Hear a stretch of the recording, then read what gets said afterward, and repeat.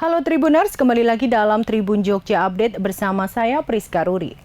Presiden Vladimir Putin pada Jumat 31 Maret menandatangani strategi kebijakan luar negeri baru Rusia yang bertujuan mengakhiri dominasi dan hegemoni Amerika serta Barat dan mengidentifikasi Cina dan India sebagai mitra utama untuk masa depan.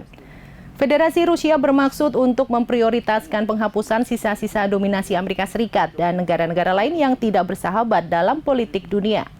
Istilah negara-negara yang tidak bersahabat digunakan oleh Rusia untuk merujuk pada negara-negara tersebut, khususnya di Eropa dan Amerika Utara yang mengutuk kampanye militer Moskow di Ukraina dan menerapkan sanksi. Dokumen setebal 42 halaman yang diterbitkan di situs web Kremlin itu menyatakan Rusia akan bertujuan untuk menciptakan kondisi bagi negara manapun untuk menolak tujuan neokolonialis dan hegemonik. Mengumumkan dokumen tersebut pada pertemuan Dewan Keamanan, Putin mengatakan pembaruan strategi Rusia untuk keterlibatan di panggung global diperlukan karena perubahan radikal di dunia. Strategi tersebut mencerminkan sikap pemimpin Rusia yang semakin anti-Barat dalam menghadapi sanksi dan bantuan militer Barat ke Ukraina, seperti yang juga terlihat dalam pidato kenegaraannya pada bulan Februari lalu.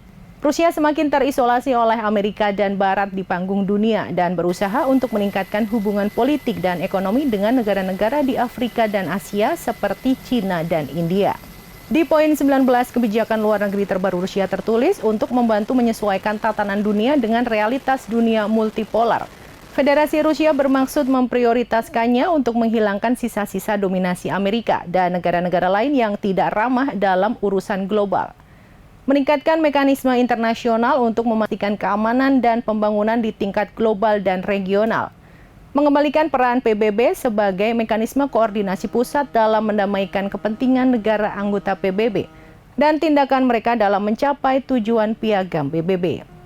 Meningkatkan kapasitas dan peran internasional dari Asosiasi Antar Negara atau BRICS, Organisasi Kerjasama Shanghai atau SCO, Persemakmuran Negara-Negara Merdeka atau CIS, Uni Ekonomi Eurasia atau EAEU, Organisasi Perjanjian Keamanan Kolektif atau CSTO, BRICS, Rusia, India, Cina, dan Asosiasi Antar Negara bagian lainnya, serta organisasi internasional, serta mekanisme dengan partisipasi Rusia yang kuat.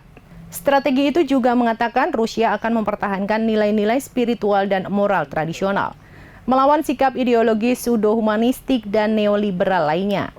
Fokus dari strategi baru itu salah satunya adalah mengkonsolidasikan upaya-upaya internasional untuk memastikan penghormatan dan perlindungan terhadap nilai-nilai spiritual dan moral universal dan tradisional, termasuk norma-norma etis yang umum bagi semua agama di dunia.